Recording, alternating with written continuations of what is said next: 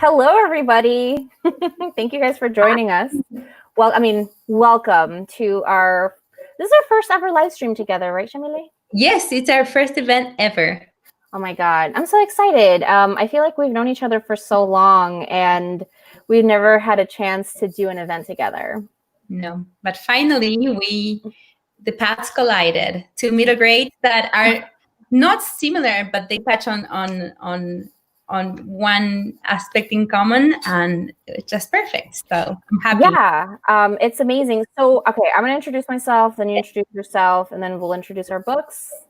My name is Zoraida Córdova. I am the author of the Brooklyn Bruja series, Incendiary, and my most recent book is The Way to Rio Luna, which is about a little boy named Danny Monteverde who believes in a world called Rio Luna.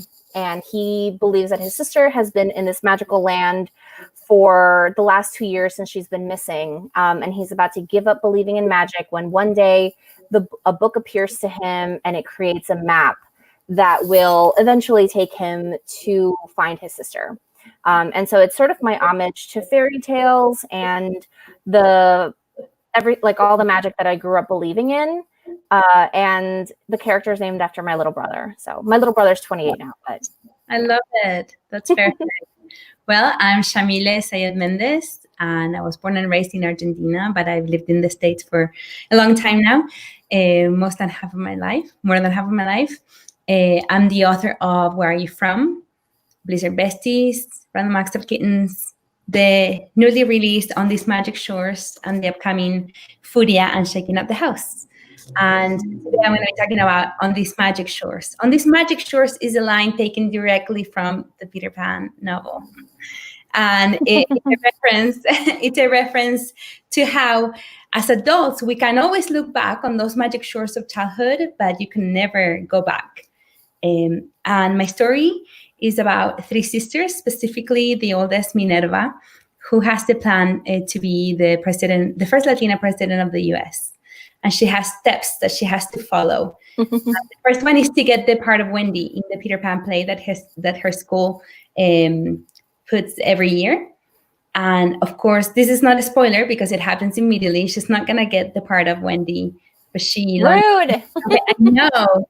She launches on this campaign. She gets cast as Tiger Lily because Tiger Lily is the only brown girl in Peter Pan. Mm-hmm. And although Minerva is a very cynical child, she's the oldest sister. She's her sister's second mama, and she has to take care of her sisters. So her plans really fall apart when she's not cast as Wendy and her mom does not come from her second job.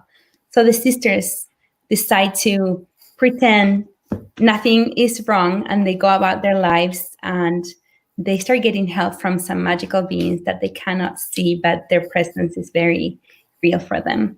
So it's kind of like the opposite. She's the opposite of your character, Zoraida, in the sense that she does not believe in magic. She's an adultified child, and throughout the book, she changes her mind. So did you grow up? Do you believe in magic? I did. I still do. I still do.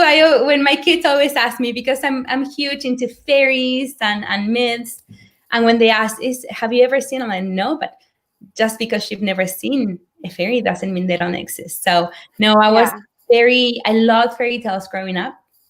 I loved fairies of all kinds, and I was always that mystical child that looks for explanations to everything. So it's very different from me in that sense. Yeah. What were some of your formative stories or fairy tales when you were a kid? Like that sort of instilled this love of magic and myth in the things that you would eventually write? Well, there are two things that I can point as my main influences. One of them is the tome that I had that contained both the tales of Andersen and the Grimm brothers. And I read those over and over and over again. We didn't have a lot of access to books in my house, but my mom's friend had a library. a personal library. To me, I don't even know how many books she must have had. Let's say 30. But in my mind, it was so many books. Yeah. So those two over and over again. And the other element that really influenced my life was just from oral stories that my grandfather or my mom would tell me, and they would just make up all these stories for everything. And to me, that was the truth, what they said. What about you? So when I grew up in Ecuador, I was born in Ecuador and I raised partially there in Guayaquil for a few years. And so I remember going to school and literature specifically wasn't something that was given to you right away. But I know that my grandmother had bought me an encyclopedia of like a little kid's encyclopedia. And the first volume of that encyclopedia was just nursery stories and rhymes and fables from around the world. And so a lot of these stories would have like the place that it was from, like the story about a bear, it was like from Russia, and then this myth of the kid who like the brothers who swallowed the ocean, and that was like Japanese, and it had all of these nursery rhymes that I memorized. And I thought all of these stories were real. I thought that, there was really a talking crab and a ship full of mice that were, sailing the seas. And so that was one of the books that I kept going back to. And my mom recently found it, and she had like the cover was destroyed. So they basically put cardboard and taped it. And I was like, here you go, a new hardcover. I'm like, this is terrible. What did you do to this poor book? But I love it so much. And those were the kinds of things, oral stories were the things that I gravitated to because, that's what my grandmother would tell us, right? You just sit with her and hear things about, fantastical things that her relatives might have done. And I think that that's where the Latinx tradition of magical realism comes from, right? It's just ingrained into our history and our story. Yeah. And so eventually I started just reading the American fantasy stories and fairy tales and things like that. And now I just want to create my own because everything's already been done. So let me try to make my own fairy tales. And that's what I did in The Way to Rio Luna. Every single fairy tale is of my own creation, even though the greater story is inspired by things like Peter Pan and Alice in Wonderland and things like that. Exactly. Oh, I love that. And I love the voice in your story, how you nailed that storytelling voice for the narrator, but your main character has that intrinsically unique middle grade voice. You did such a good job. I was just Thank you. Immediately when I started reading it, I was immediately drawn in. It was just super magical. I want to say that for having grown up on the real fairy tales, not the Disney stylized, I knew the real ending to the Little Mermaid and Cinderella and all the famous fairy tales. So I feel that that's why, even though my story is very magical, there's that undercurrent of darkness and shadows. Yes, you do. I mean, like you're so sweet and like pretty and like bright, and all your books have like cute titles like Blizzard Besties, but you're like, I think that you definitely have the voice where you show the truth of what children experience as well. So there's definitely a dark side to you. Like you could be like a Sith. And that's something that sometimes people are surprised, but no, I mean, having grown up, I mean, I always mention that I was born at the cusp of the dictatorship where horrendous things happen in real life in my country. And I grew up on, other than the fairy tales, the magical realism stories from our continent that Mm-hmm. show the magic, but there's that undercurrent very present of darkness and real life and that dark side of the moon showing. Yeah, absolutely. So what do you think? You also, like, you write YA, you write middle grade, and you write picture books. And I love Where Are You From? I read it, and it's, how many words are in a picture book? Like 200? Yes, I think in that one there's only like 250. So it's like in 250 words, you made me weep more than like some of the books that I have read that take 600 pages. So I think, I love the way that you frame story, and you make every word count, right?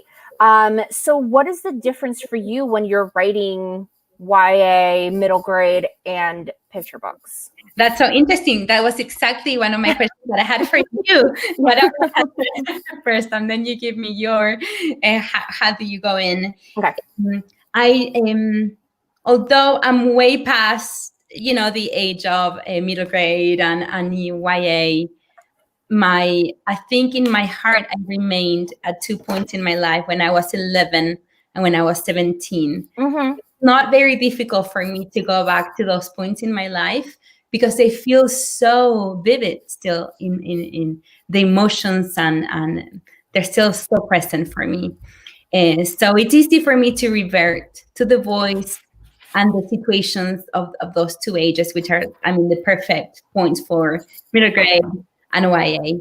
Yeah. For picture book, it's a little difficult, because for picture books, you have to keep in mind two target audiences: the child that's going to read it and the person that's going to read it. Right. Yeah. The child doesn't have the ability to go and buy a book by themselves, even if they love the cover or they're interested in the concept. There's always going to be that adult person, that gatekeeper, either parent, teacher, caretaker, who's going to offer it to them first. And you have to appeal to both of them, so that when the child wants the book to be read over and over again, the adult figure agrees. Yeah. So, in that sense, for me, there had to be two mindsets where I had to go. I had to see it through the eyes of a child and keep it in their language, and at the same time, maybe add that subtext for the adult, That the adult would get. so that it would mean a different thing regardless of what age you are. Mm-hmm. So that the main message can be received no matter how old you are, but the meaning could increase as you have more maturity or more awareness of the things that are being referred to in the book. Yeah, and I think that will be interesting to see if I didn't have picture books when I was a kid, but I definitely think that other than the encyclopedia that I was telling you about, but I think it'd be interesting to see if your kid will pick up this book and then read it when they're a teenager and when you're an adult, right? And then see the different layers of meanings in the words that you're talking about. Yeah, so that'd be really cool. And that's why I was just thrilled with the choice of illustrator, Jamie Kim. She's also an immigrant woman who came to the U.S. at age 18, just like I was. Yeah, but she came from Korea. And although our backgrounds are very, very different, and our situations arriving in this country were so different, we had that common experience of being a young adult in a new country, learning a new language away from our families. And the way that she portrayed the story was so complimentary that even somebody who's not reading yet can get the story just from the pictures. Yeah, that's excellent. I think that, so I write middle grade, young adult, and adult. Yes. Adult romance, which is a completely different voice than teen and middle grade. But I think that I approach every single book in the exact same way. I go in thinking that the target audience is myself. And I would like to think that after 33 years, I know what I want to read. I know who I am, right? So that's the most important. Like, I am the most important audience during that first round. After a couple of revisions, then I start thinking about my reader, right? Who's going to read it? Who's going to read this book? Who's going to come interact with it? But the voice really stays the same. I think that I think if you read my work across the board, whether it's the romance or the Star Wars or the middle grade, I think that you can hear you can hear me. Hi, puppy. Sorry, my brother's just leaving. He's a 28-year-old puppy. And so that's what I think about when I go into writing a book. And I would like to think that my voice remains the same. Obviously, that might just be wishful thinking as a writer, but I do go in with those intentions. And I also use I use the hero's journey, which is the Joseph Campbell arc of the hero, because I think that a lot of the magical journeys that I write for fantasy are journeys of change, and that is why I use the hero's journey specifically. Yes. I was listening to your podcast with Danielle when you were talking about the mentors. And actually, I listened to it yesterday while I was making dinner. And very, very taken, because as I'm starting a new project, I do have a mentor who's a women figure. And I thought it was so interesting what you had said in the podcast, that we don't see a lot of women being the mentors of in that position. Definitely. So I want to talk about the research that goes into working on books like these, right? Like, do you like Peter Pan? Like, did you have to read it a lot to put this together? Because I know Peter Pan was originally a play before it was a book. And I obviously watched the Disney one and realized, oh, wow, this is really racist. But then I listened to the book and I was like, oh, this is even worse. So what research do you do when it comes to fairy tales and things like that? Well, for example, on this Magic Shores, which is my only book that has magical elements so far, the story started just like a contemporary story, which is what I generally write. But then, because of the situation the sisters were in, I realized that they needed more help than could be offered in the real world. So they need some supernatural help, and that's why the fairies entered, and then it all came together in the Peter Pan frame, or dismantling Peter Pan, because basically this is what my book is all about. It's about dismantling the notion that of the child who doesn't want to grow up. My character is a child who cannot wait to be an adult, because she already has so many things placed on her shoulders, and her journey is the opposite from Peter Pan, who has to let go. He's never had a childhood. And that's also very much based on real life, when our children of color in our communities, they don't have the opportunity to be children for very long.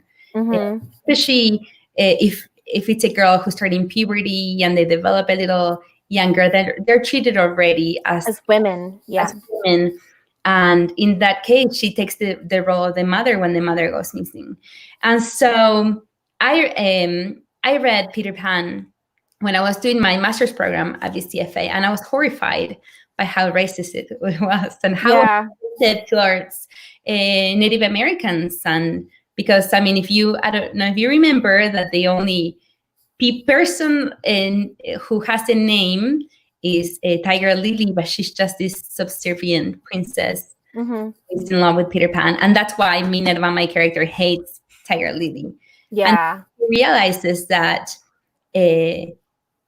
given the chance, seen from a different perspective, Tiger Lily would have been an amazing character.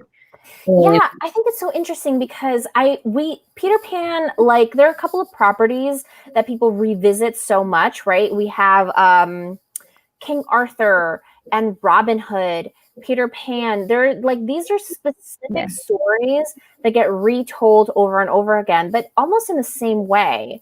And so I think that the questions that you bring up in on these magic shores is the first time I've seen it done a little bit differently. Mostly because like you're writing from a lens of kids who are trying to survive and kids who want something, but it's like they're shown their first it's like their first encounter with like disappointment on a micro level with the play, right? The part that she gets cast in, and then disappointed on a macro level in the way that their family structure changes. And I think that that's really fascinating in the way that you play with the retelling of the story. Yes, and I was thinking a similar thing about your story because of I was just fascinated by your chapter headings. Was lost, and I don't know, they just made a big impact on me. And in your story, Danny goes to the magical land, and on these magic shores, Minerva stays where she is, but the magic comes to her. Yeah, in a different way.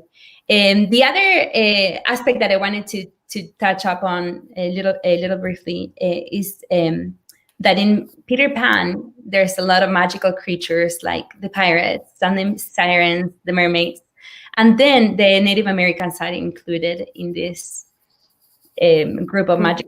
Yeah, and they're real people, right? And so when I started thinking about how to fix that issue, because I mean the play Peter Pan is still put out at schools all over the country still to this day.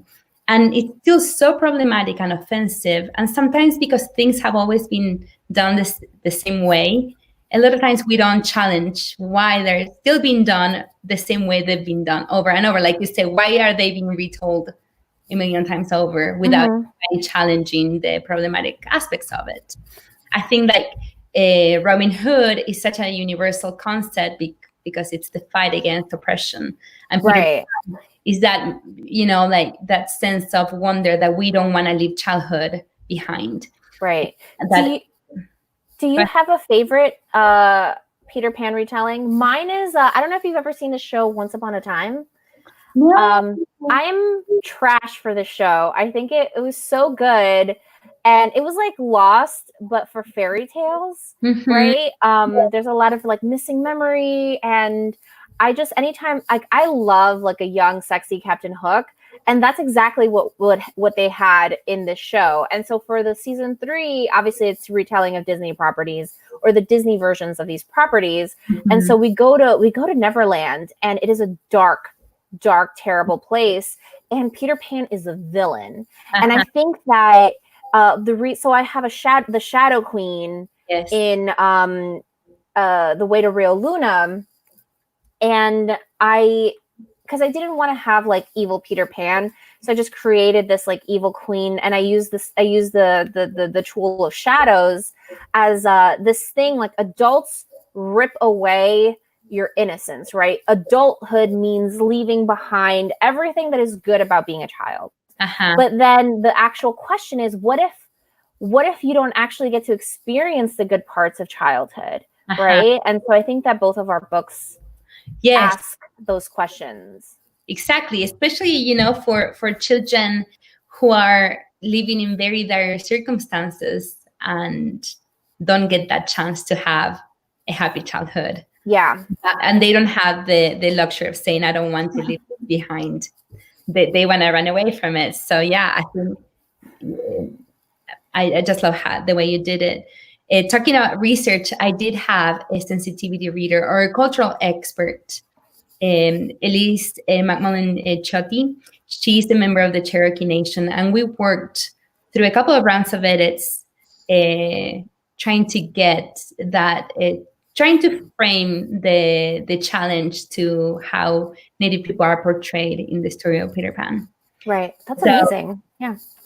I couldn't do it by myself because of a lot of my own gaps in my education about representation and what it means, to just name Native Americans without acknowledging the nation.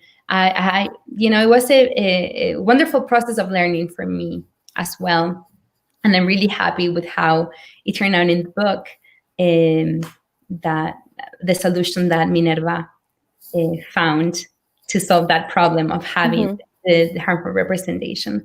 Also because in our Latinx community, we have our indigenous heritage, and in many cases because of colonization that has been erased, we have no, at least personally, although in my DNA, I have a huge percentage of my indigenous ancestry, I have no connection culturally to that. Me too, yeah. So same exact thing. I always tell people, it's like, I know that my great grandmothers ago, I probably would have had this connection, but we never met. Like, there were more important things than, right, like survival. So it's interesting specifically for you and I coming from the South American diaspora. Yes. So that was a wonderful discovery journey for me as well, and I'm just happy with how Minerva figured it out in the book. Amazing. Do you have a sister that you think that you're the most like out of all three of them? I think I'm a lot like Minerva, not just because I'm an oldest child as well in real life. And although my mom she never left us alone, she never disappeared, but my mom was my whole world growing up, of course. And my biggest fear was losing her one day. But because my mom worked, I had to take, a lot of those responsibilities that come for being an oldest sister. So she has a lot of me. And I also borrowed a lot from real life. I have 5 kids, especially my 2 daughters, how they interact with each other and that dynamic of the older and the younger sister. It was very funny to borrow some phrases from them. They're like, when they say something and I'm like, oh, can I use that in a story? Or they will say specifically, Mom, you cannot use this in a book. So I'm always respectful of their desire. Okay, yeah. If they don't state it, it's all, Oh my God, your children, they're probably like, God, my mom's writing about me again or something. I know, but I have, that's one of the perks of having living objects of study in my home, like I get to hear how they talk, what kind of music they listen to, and right. how it changes. So you're very much like, you're still directly connected to the young adult voice and the middle grade voice. I'm lucky in that way because I especially now these last few months, I have not left my house. So. Oh God, yeah, no.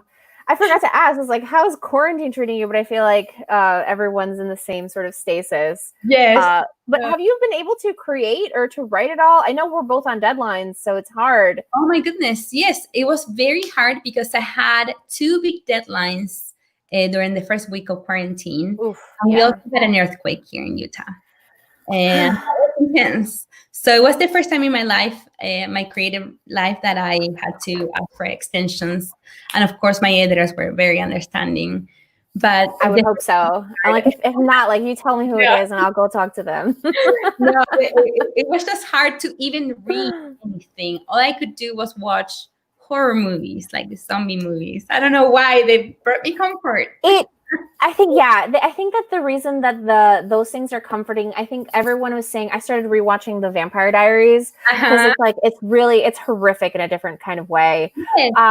But I think that there's a comfort in thrill because you're already so anxious. So what are you going to do? Get more anxious? Yes. Trying to figure out who the murderer on the TV show is, right? So yeah, it's just like, I'm already tense. Just leave me and my zombies alone. Yes, and so that was the first month. And then when I got into a routine, I think like the rest of the world, once, like we got into a routine of quarantine, it's been easier to create, or at least maybe not so much create from scratch, like a first draft, although I started something early this week, but revising and then, marketing this new book that came out. How about you? What have you been able to create new things? You're super busy, so sometimes you don't have the luxury to take a break. So the good thing about quarantine is I finished a few deadlines. I turned in I sold a new middle grade. I turned in a new short story. I sold the anthology that you are in. We're doing a Latino science fiction fantasy anthology, and I have 15 amazing authors. And I'm going to be in the new Star Wars anthology. Congratulations. Thank you. And oh my God, I almost said who I was writing, and I was not, we're not supposed to say until November. Whew, wow. Okay. So somebody actually asked, like, how's writing your own character's universe different from an established one like Star Wars? And here, Joe. Yes. And I think that I treat all of the characters the same way, right? I try to get in their head and ask the following questions. Why are they like this, right? Which is something my friends ask me all the time. Why are you like this? And recently I wrote the character Ventress, who's a villain in the Clone Wars TV show. And that's for separate anthology that I can talk about. She's so dark, and her headspace is so full of trauma that I think that I would do what I normally do when I create a character like that, is just figure out what their bruise is, like what their emotional bruise, and how that emotional bruise impacts. That's something that my friend Donnie L. Clayton taught me, how that bruise impacts the rest of their story. Yeah. And so that's just generally what I stick to. But that's what I've been working on for the quarantine. Actually, as soon as we get off this call, I'm going to go back to my deadline for an edit that I have to do that's due as soon as possible. And I just stopped thinking about things in the way like, okay, I don't think about my deadline as, oh, it's due on Friday. I think about it's due as soon as possible or it's due later. Like, love that. I can't think of a date. Like, I can't think of dates anymore. And that's really hard because my brain is so occupied with being so angry at the world. But then I think that we do need that anger in order for us to create things. So. Yes. No, that's something that's been fresh in my mind, especially these last few weeks, like besides the COVID-19 situation with Black Lives Matter, sometimes, at least personally, has felt like, oh my goodness, I could be doing so much more out in the world. Am I helping? Am I doing my part to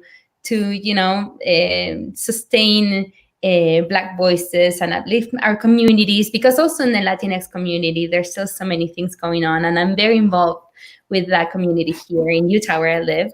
And we're a very small minority, but I feel like the problems only increased with COVID-19. So I don't know. Yeah. I'm so anxious thinking about the different groups that could need a lot of help. When the only thing that I seem to know what to do is write. But at the same time, it's our contribution. Yes, at the same time, when I get tagged in a story on Instagram or a post of a tiny girl holding my book during a protest, oh my goodness, that just touched my heart and made it all worthwhile. And it makes it, more, it gives me more purpose to go back to the chair and keep writing these stories. That show not only the struggle of being a child of color, but also the joy. And that's something that's been really front and center in my mind, how to portray also that joy of being a child of color. I think about that a lot. I think about that, especially now when the conversation is like, okay, we need more stories about XYZ, but we need more happy stories, fantastical stories, joyous stories. Somebody asked us, what other fairy tales would you want to explore or adapt? My favorite fairy tale is The Wild Swans. And again, it's a sibling story. It's the sister trying to save the brothers. But I would like to do something a little different, maybe have her be a little older, and in a different geography, which would change a lot of the dynamic of the story. So this might be cheating because I've already written a mermaid story, but I love The Little Mermaid. I think that The Little Mermaid is a story for me. I grew up on the Disney version of, my grandmother sent me the VHS to Ecuador because my grandmother was already in America. And so she sent me as a present the VHS, and I watched that VHS every day for years. And that's how, I'm pretty sure that's how I learned how to speak English, because I knew the words to The Little Mermaid and the song. And then when I was in high school, I discovered that was not the original one, and the original one ends miserably. Yes. And that was sort of like my discovery. It's like, oh, fairy tales are actually horror stories? Exactly. Oh. It's like, I want to have my fairy tale wedding. Oh my goodness, you're going to have a horror story wedding. Yeah, you're going to get your eyes gouged out. Yes. By all your pretty birds. So I think that I would love to somehow keep reimagining The Little Mermaid in different ways. It's a cheat because my first novel was what if like Ariel had been a boy, right? Or no, what if like Ariel had a son and then he had his own adventure? That was the conceit to my first novel. But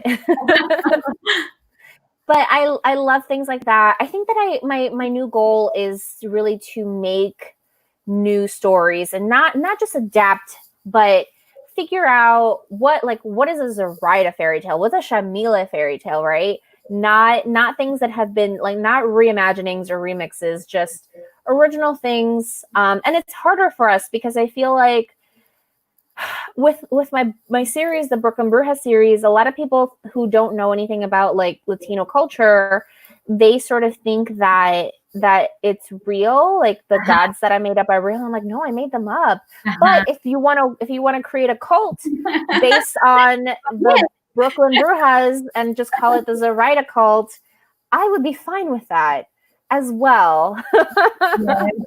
No, totally. I was just thinking that even because I've always loved The Little Mermaid as well. I was just fascinated with it as a young kid. I'm a little older than you, but I was still a kid when The Little Mermaid came out. And I just remember wanting that doll so much, that the Barbie, Ariel, which I never got it. I never got the official one. They just bought me a mermaid doll. And I was like, it's not the same. It's not the same. Those childhood wounds have red hair. Yeah, those childhood wounds that really form us. But you know what? Yeah, which is my YA coming out in September. I can't wait for this. You just reviewed the cover. I'm so excited. And it's about a soccer player. It's contemporary, set in Argentina, very far from the ocean.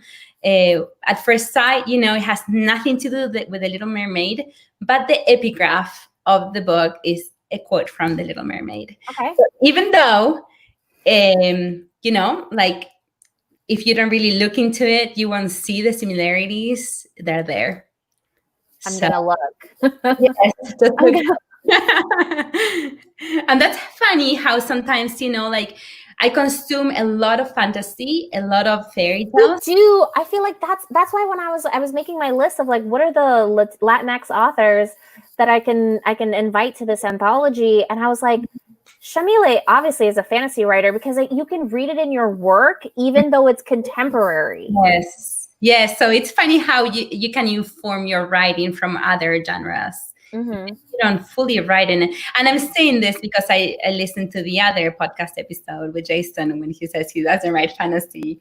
But it does inform us, at least it does for me, even in just like that seed of the story idea that then just springs in a contemporary story, but it was born from my love of fairy tales.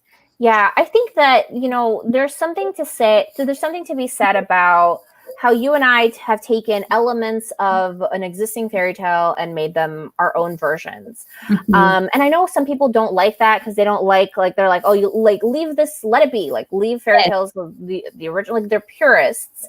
But I think that the role of literature is to always be in conversation with each other. Mm-hmm. And I feel like there are always going to be books and narratives that we are in conversation with. And that doesn't mean that the original goes away. It just means that we're making room for new versions and new conversations, which I think is really cool. Exactly, because language is alive. and it evolves constantly. Absolutely. Bringing two languages, two cultures or more, and it's only natural that it all gets mixed inside ourselves, and when we process it, it comes out in a completely different way. Yeah. We have another question that says, how do you approach the process of getting your book done from first draft to submission, especially with being in quarantine? First draft to submission. You go first. Okay. So I've always been a very fast drafter. I like to just get it out of my system. It used to be my favorite part of the process. I used to do NaNoWriMo every year. In fact, I think I did it, except for last year, for like 10 years in a row. And I love to see how a story can come from nothing, where there was nothing before, just because of my imagination and whatever else is inside me. Now I have this product. But now my favorite part is revising. And now that I have, an editor that can give me the guidance that I need, and see the seeds that I planted in the story, even if I wasn't aware, it's what helps me go from one draft to the next. I also used to just be a pantser and just write whatever, came into my mind. And now, deadlines, I don't have the luxury of time. So, and I just want to be more efficient. I have so many stories that I want to tell, and I don't have the time to spend 5 years, trying to find the right way to tell it. It's so hard because it's a balance between like what is your art and what's due so that you can get paid, right? And I think that being a writer is always going to be a weird dichotomy of those two things, right? Like art and commercial, or necessity. I think that the way that I do it is I wish I could move this without making my entire setup fall apart. Let's do it. So I do this. I outline my my whole book in different acts. And then I make a timeline of when everything is supposed to happen. So I have two timelines, or the last 300 years of this kingdom. And I'm very meticulous when it comes to the outlining stage. And sometimes I'm too meticulous. And I think that that's a form of anxiety or ADHD, because I tailspin and I focus so hard on the actual the preparation phase instead of actually editing. And oh man, I'm in trouble with my deadlines, but it's fine.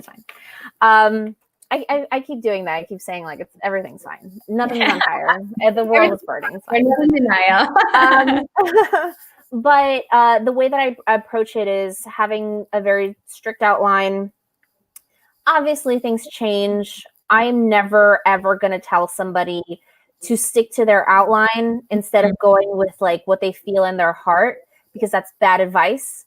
But I think that having an outline allows me to have structure and to say, okay, what forward movement needs to happen? What action does my character have to take? And sometimes what I'm writing changes from what's on the outline, and that's fine because I know that I've made a correct step, as long as everything keeps moving. And then I don't worry about the submission part of it, because I think that everyone is understanding that we are in quarantine and that things are going to be delayed or slow. Mm-hmm. Yes, exactly. Yes. And sometimes, I've seen you on your chart and I've loved it, and I borrowed it from you, and I actually bought the big paper. Yeah. And I have a couple of stories that I can write very quickly and revise very quickly and pour my whole heart into. There are others that are a little more maybe painful, or that I keep putting off because they're going to be hard to write. Even if they're a subject that I'm excited about, I will find a way to procrastinate by either over planning or going back to revise the first chapter over and over without continuing. So what I'm doing with my next YA is I bought a stack of little notebooks, and I don't know if you can see them in that corner by my blue lamp, that those pink notebooks. So every day I'm just writing an hour a day in longhand of this story that I'm telling it to myself. Nobody else might see this draft because I can't even read my own handwriting. Oh but my now God. I have all these thoughts all knotted in my mind, and I'm just manifesting them on paper. And I'm hoping that when I transcribe them, I will have a very loose draft zero to start working from. But at least I'm moving forward.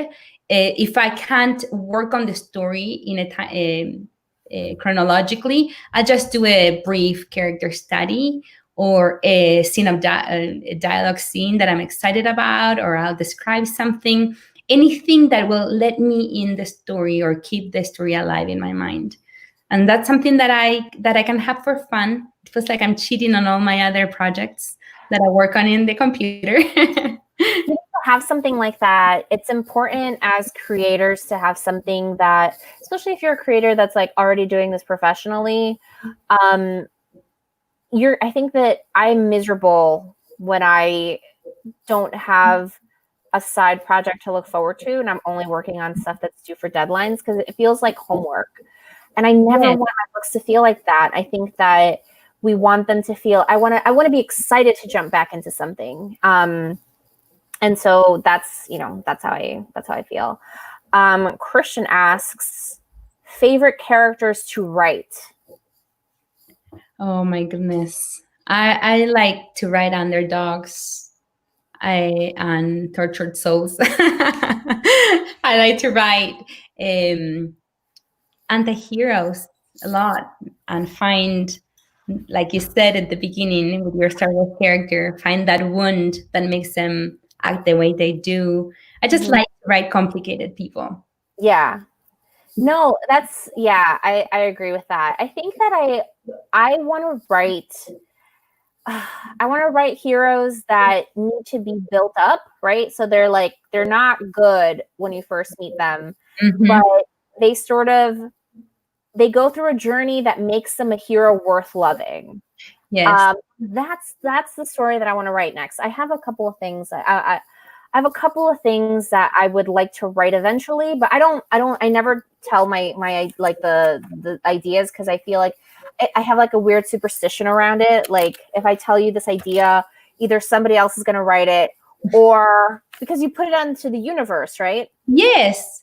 Or you already told it, then you want to have the motivation to write it, because So I have these ideas, and I write down ideas on pieces of paper, and I have an idea box. And so sometimes I'll go to my idea box, and I look for writing exercises, right? What do you got there? I have my recipe box. Yes, so I just put them in like a little recipe card. This is blank. And that way they're safe somewhere. Linda, your agent, says if it were up to Yamile, she'd write a dog into every book. A dog, or any other animal. For me, I struggle to write in pets. Right. Oh, so one thing I want to know is, like, what is your biggest challenge as a writer? That's something that I wanted to ask you. My biggest challenge is, as a writer, is, I was gonna say, my self-confidence, but I think I've moved on from that.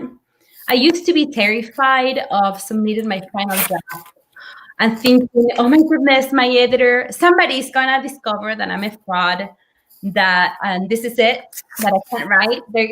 I think I moved on from that, not because I think I know everything as a writer, but I have confidence in my abilities, that I've done this before and I can do it again.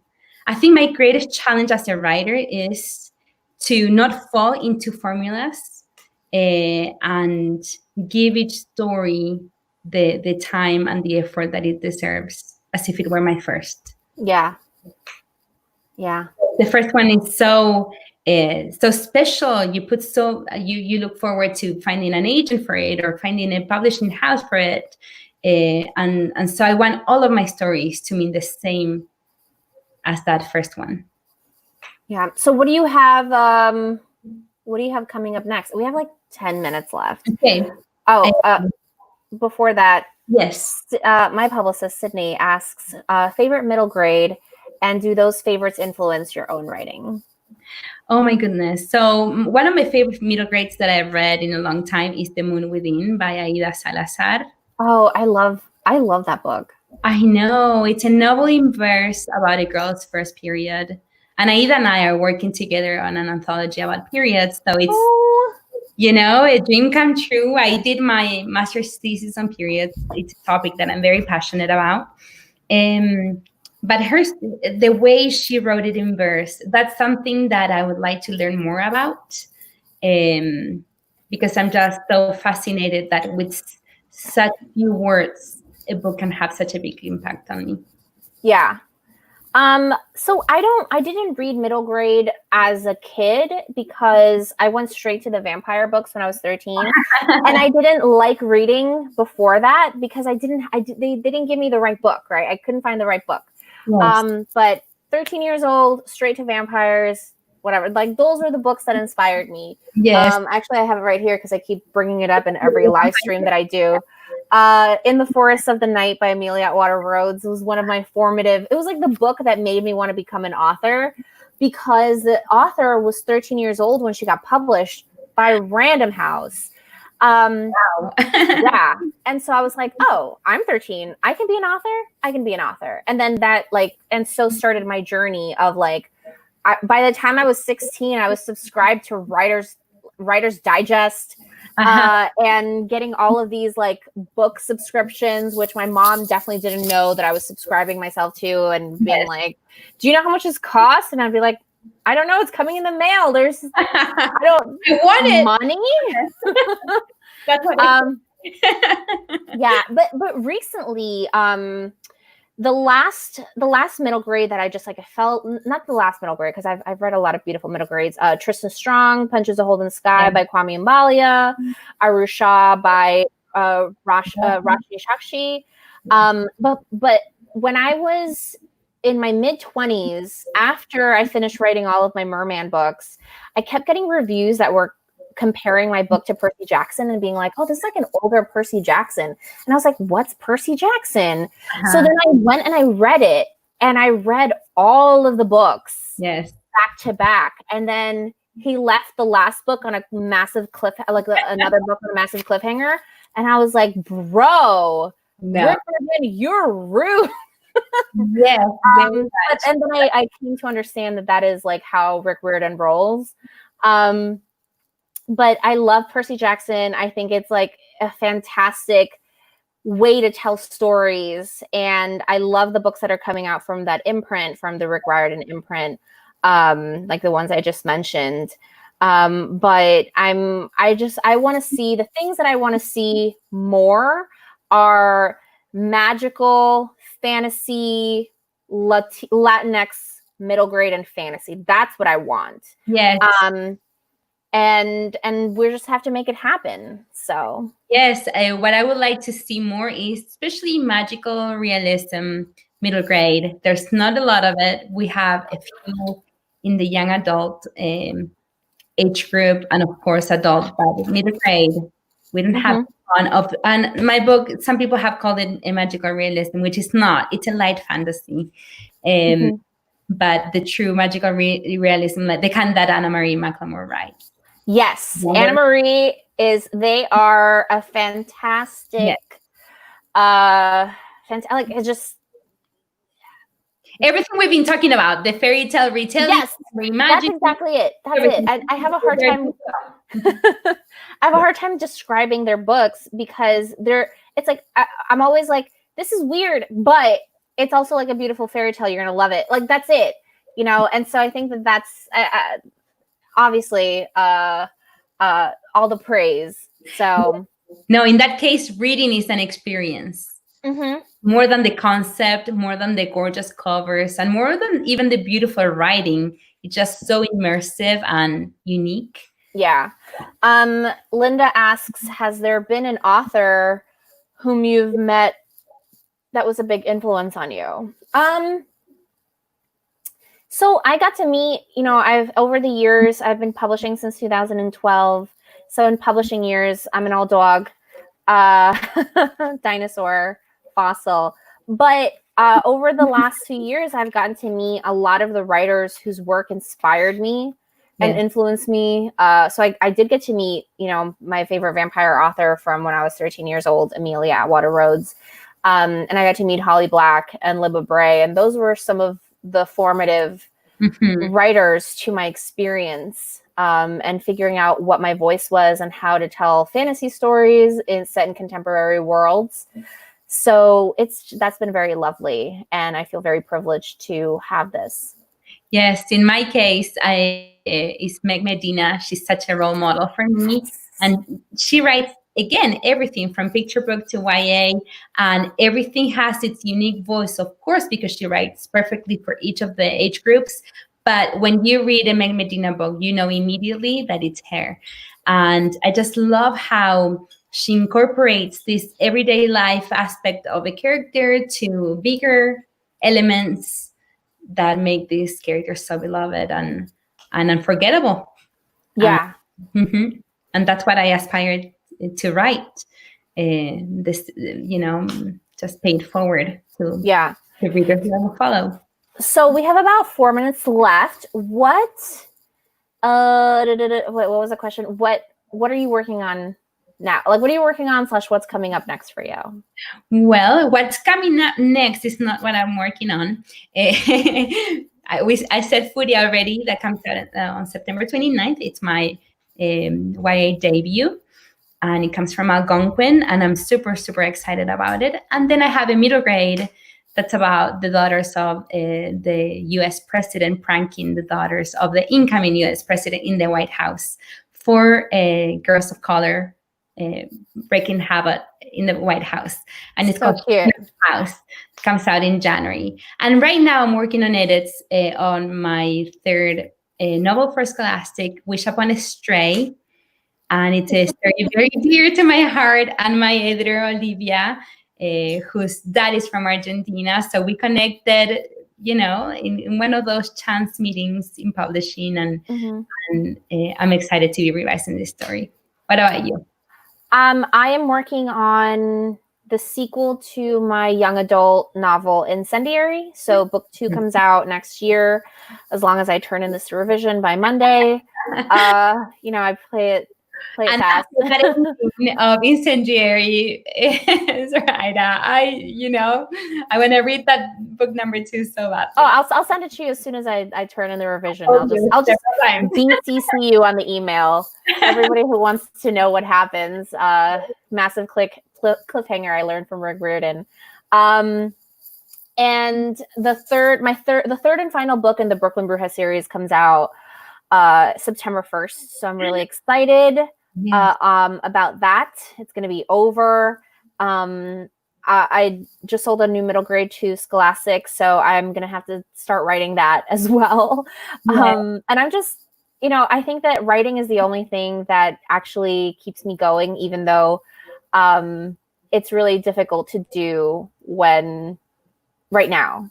But yeah. And that's something that I told my agent, since she's watching us on the stream, that writing is how I process stress and fear and trauma, but also love and hope and every feeling that I have. I process it through writing, which it may not be the healthiest way because I'm always working, but it's super productive because I'm always doing something. You know what? I think you and I have a similar, it's like that immigrant Latino mentality, right? It's just like you have to just work every 5 seconds, otherwise you're not being productive. But it's hard when you're a writer because like my mom, every time I go to visit her to do the dishes, she's like, oh, look at those hands, the hands of a writer, as opposed to her who worked in a stockroom and she has like more calluses and things like that. So she always compares.